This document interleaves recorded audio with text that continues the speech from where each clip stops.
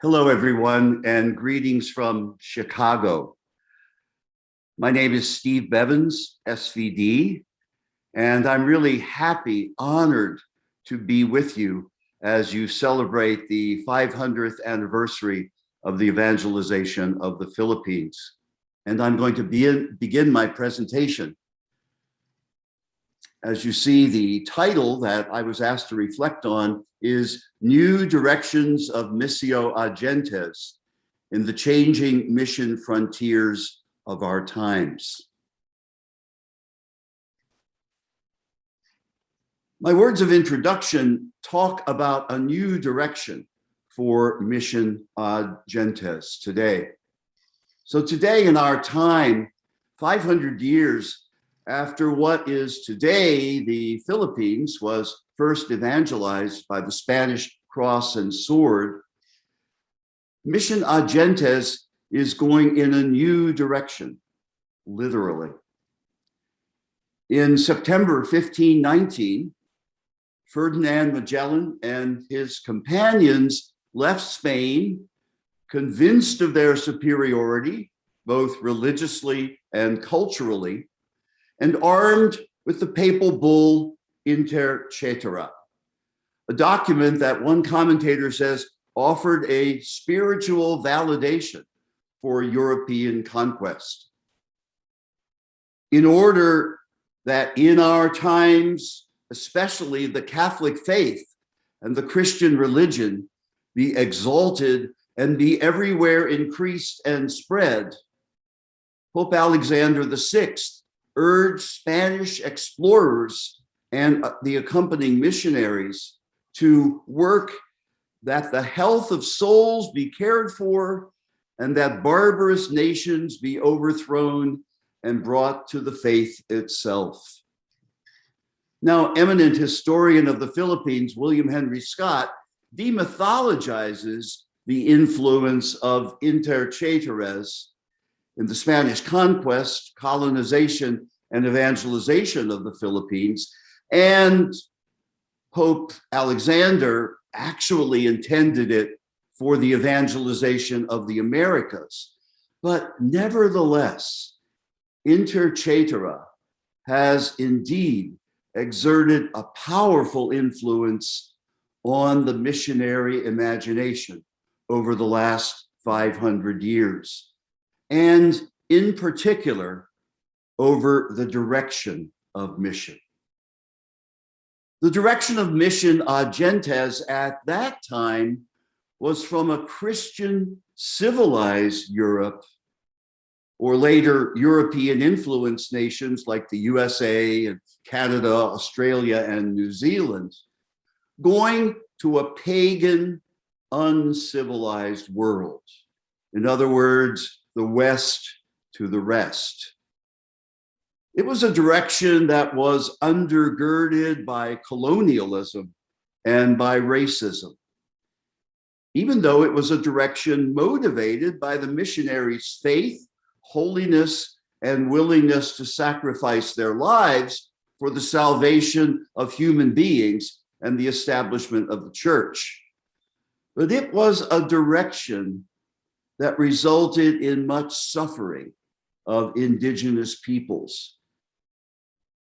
Nevertheless, one that also resulted in the precious gift of Christian faith received by millions of women and men the world over, and not the least in our beloved Philippines. So it's for this reason that we are celebrating 500 years of Christianity in the Philippines, recognizing that Filipinos are gifted to give. In 1965, however, at the Second Vatican Council, the direction of Mission Gentes was subtly but truly changed. It was changed by the decree on the missionary activity of the church, Gentes. It was changed by a very powerful but often overlooked line in that document. The Pilgrim Church is missionary by its very nature. The document Gentes continued to lay a foundation for changes in mission ad gentes' direction by emphasizing the importance of the local church, the potential of local cultures as loci theologici, theological sources for Christian theology and evangelization, and for the sanctity of local religions as containing seeds of the word and God's secret presence.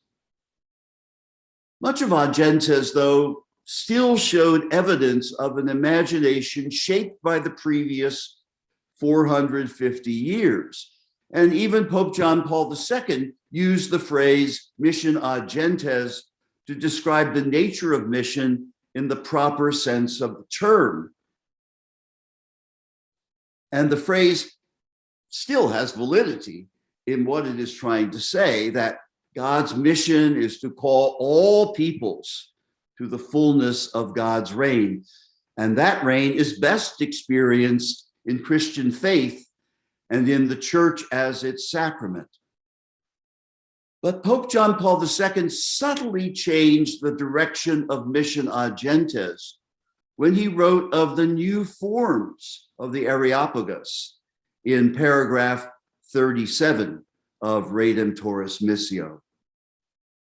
After Vatican II and after Redemptoris Missio, we see Karl Rahner and Walbert Bühlmann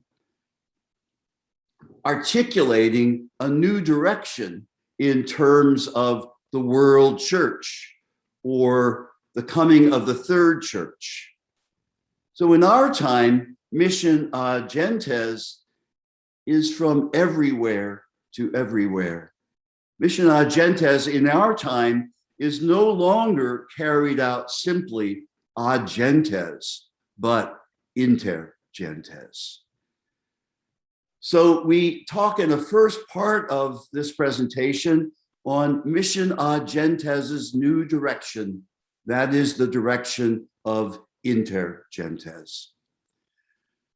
Responding to a talk by respected Indian missiologist Michael Amaladoss in 2001, Bill Burrows of Orbis Books here in the United States was the first, to my knowledge, to use the term intergentes.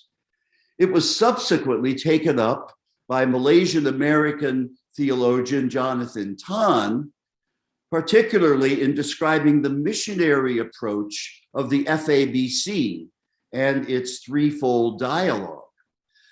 But pretty soon, other missiologists and practitioners began to extend the term to include all mission.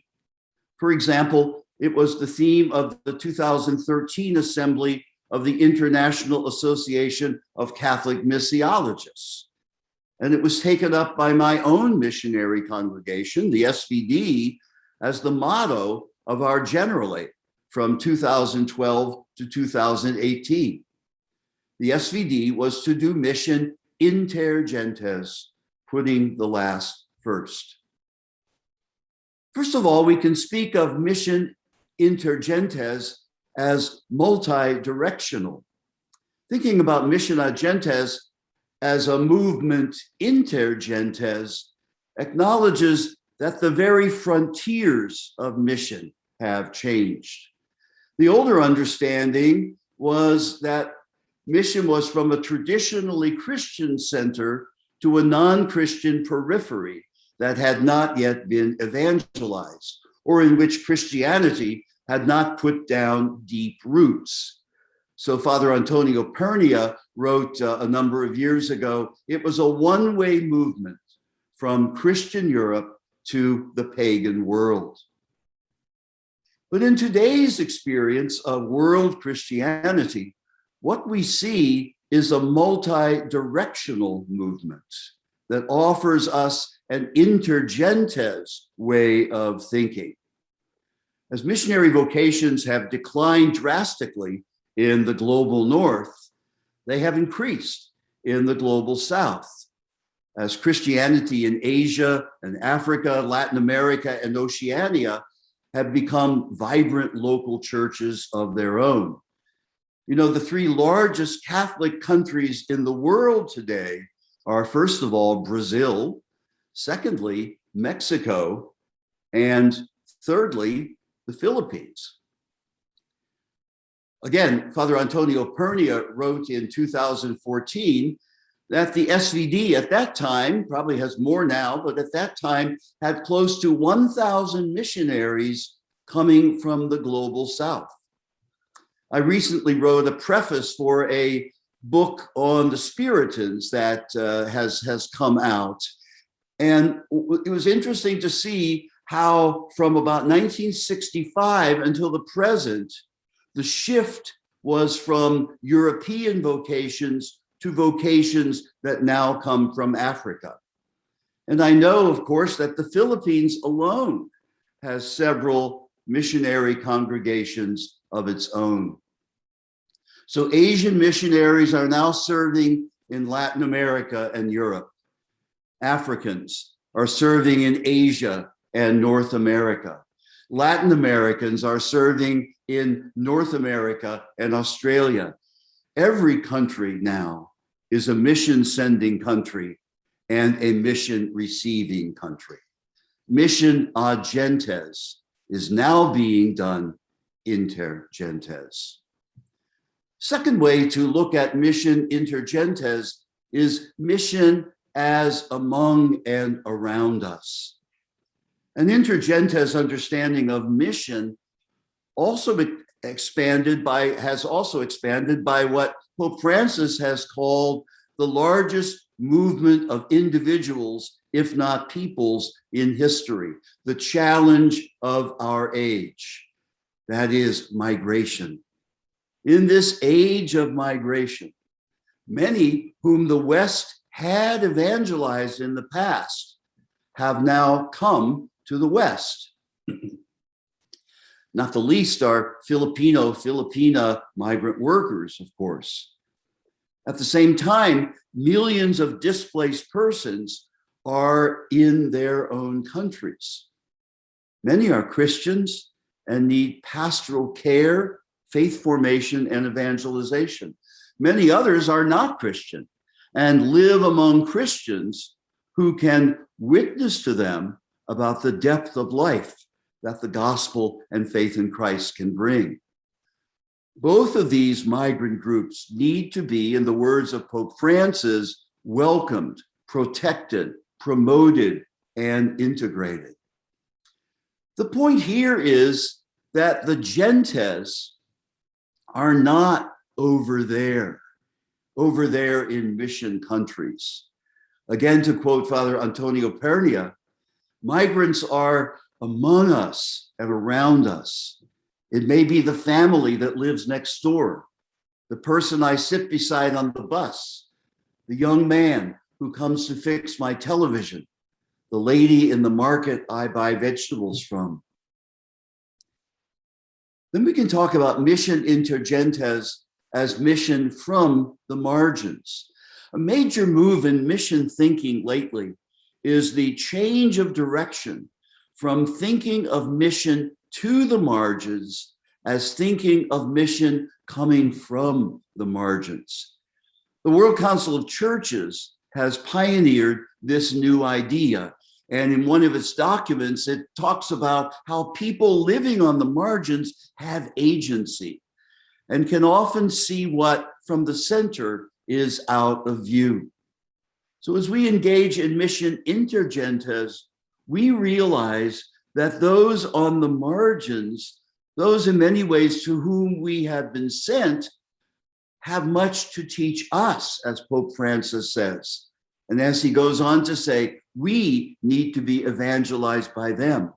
So this is another facet of the idea of the new direction of mission today, mission intergentes. Mission intergentes also is a new way of doing mission, presenting mission as presence and friendship. In each of these contexts of change direction and change frontiers that we've talked about, an intergentes understanding of mission ad gentes calls for a different way of engaging in mission. A former understanding was more like the missionary brought something into a country or to a people that was not there before. The new Gentes missionary engages in mission by first recognizing that God is already present among the people he or she has come to serve. The gospel certainly brings something new, but not something entirely new. I think foundational to this new understanding of mission is a listening ear and an open heart that searches for the seeds of the word in the religion or culture of the people. Before the presence of God in African or Asian or contemporary secular culture, the missionary opens himself or herself to be evangelized. Mission intergentes is about relationship, dialogue, friendship. And the missionary is not so much a pearl merchant as a treasure hunter, searching for the treasure that's found in the people among whom she or he works. I think some of the best contemporary missiological writing I know emphasizes these values. Just a couple of books that have been written in the last year or so. Tim Noble's wonderful book called Mission from the Perspective of the Other, as he says, drawing together on holy ground. Or Dana Roberts' wonderful book about intercultural friendships of missionaries in history, showing how the wonderful connection between people came in real friendships between missionaries and those among whom they worked. And then Sam Yule's wonderful book called Faith-Seeking Conviviality, emphasizing the importance of presence, of a respectful presence, a learning presence among the people one works. The Ugandan theologian Emmanuel Katongole writes that we engage in mission to establish friendships that lead to the formation of a new people in the world. And again, Antonio Pernia kind of captures all of this with three words. Mission is dialogue with people. Mission is encounter between people. And mission is finding a home among people. Ultimately, the new direction of mission is not geographical at all. It may be that, of course, but most importantly, it's a move toward people, especially those people on the peripheries, and recognizing among them their own agency and their own wisdom. We come to the second part of our reflections, and that is navigating mission's new direction, prophetic dialogue. In the last 2 decades, the understanding of mission as engaging in prophetic dialogue has gained more and more prominence among mission theologians and practitioners. It has its origins in the 2000 general chapter of my own congregation, the SVD, the Society of the Divine Word. It has been further developed by Roger Schrader and myself in some of our writings, but it's been also taken up by missiologists and missionaries from Catholic, Protestant, evangelical, Pentecostal, and Orthodox traditions. As I've already pointed out, the key attitude in the practice of mission ad gentes being intergentes is one of relationship, friendship, dialogue.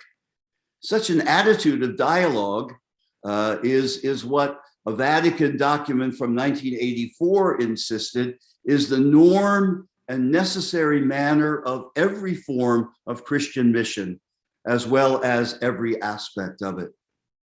One of the great missiologists of the 20th century, Max Warren, an Anglican, is often quoted as saying that when we enter another country or culture, the first thing we should do is take off our shoes, because the place we are entering is holy.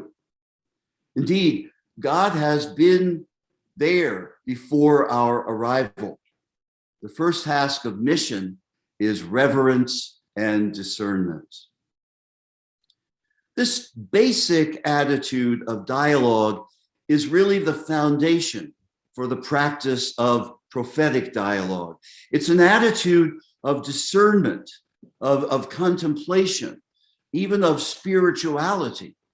And as a missionary or a minister begins to engage in his or her ministry, as a local community or as a group of religious, for instance, begin to think about how their ministry should be carried out, they need to intentionally reflect on, individually or better, really together, what the situation is in which they minister, what the situation in which they minister actually calls for.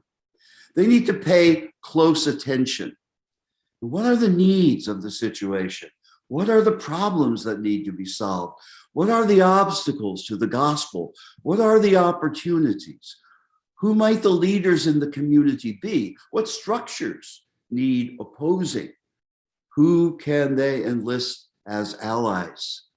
This kind of discernment and contemplation and dialogue needs to be connected with the Christian scriptural witness and the doctrinal, liturgical, and pastoral traditions of the church. This mutually critical dialogue is really contextual theologizing in its most basic sense. The dialogue phase of prophetic dialogue, I think, is crucial. All the voices of the community or the group need to be listened to, need to be heard.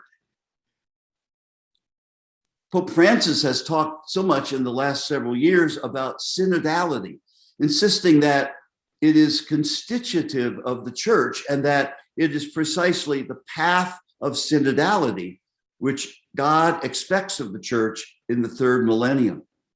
In October 2021, a 2-year process began, hopefully towards a synod of more than bishops.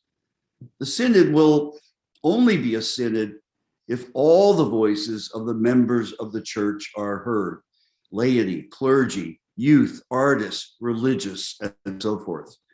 The preparatory document of the synod says that by journeying together and reflecting together on the journey that has been made, the church will be able to learn through her experience which processes will help her live communion, to achieve active participation, to open herself to mission.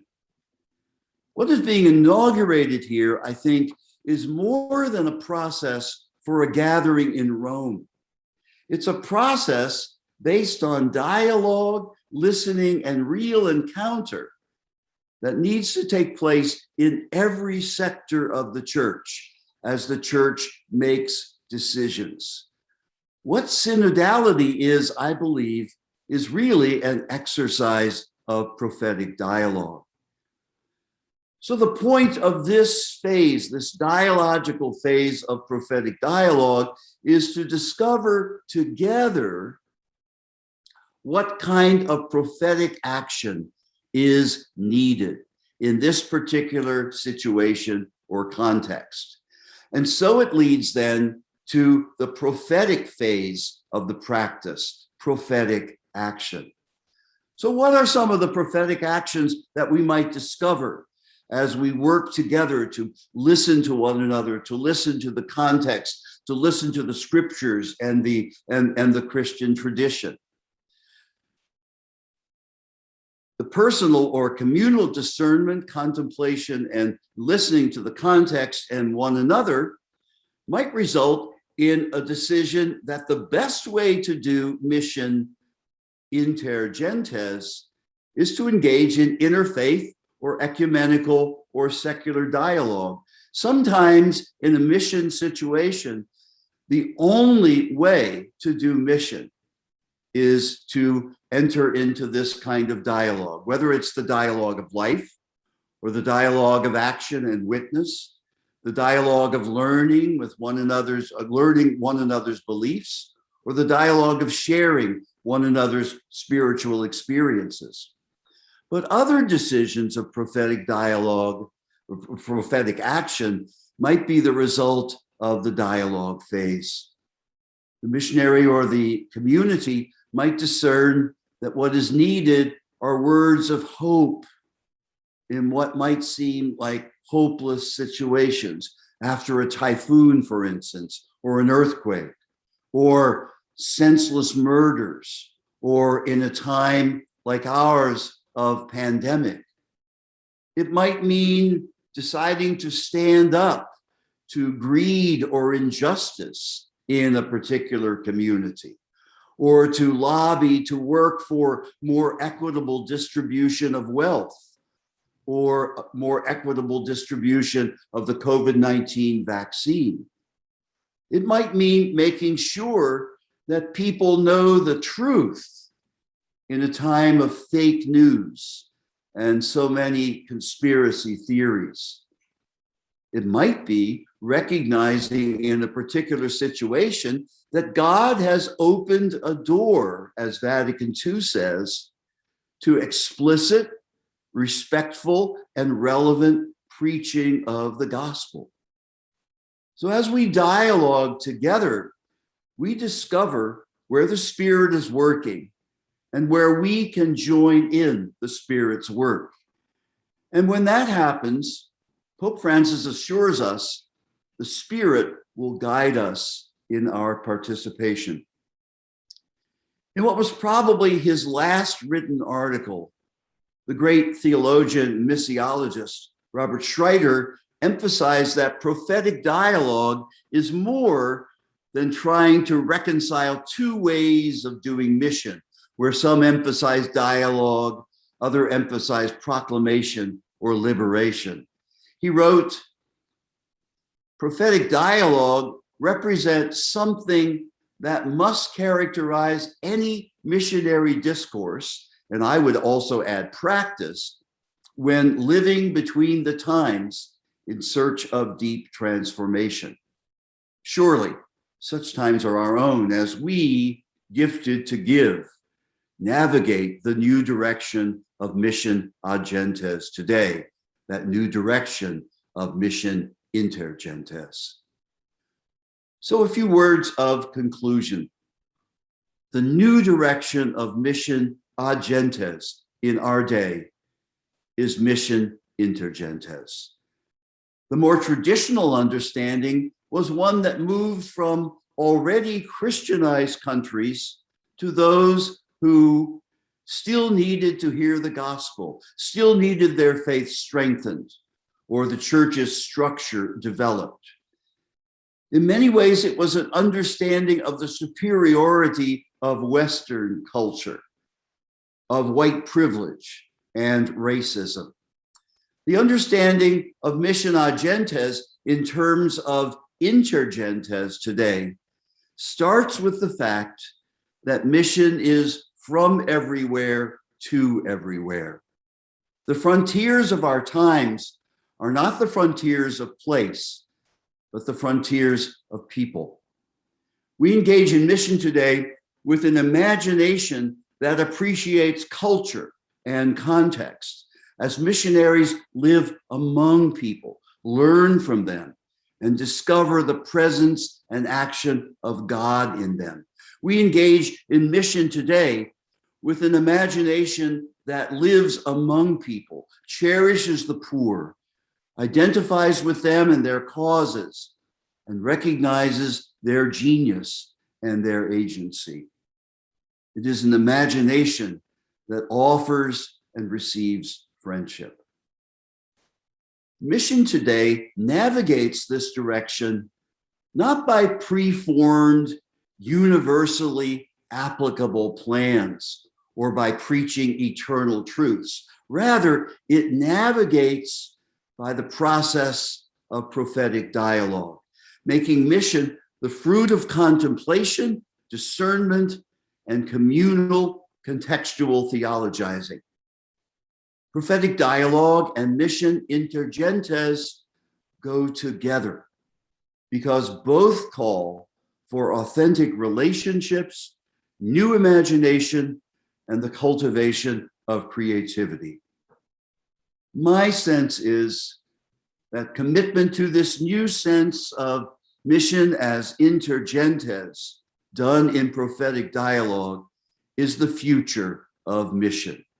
One that will bring Filipino Catholicism and Filipino missionary activity, wherever it is done, to real flourishing in the years ahead.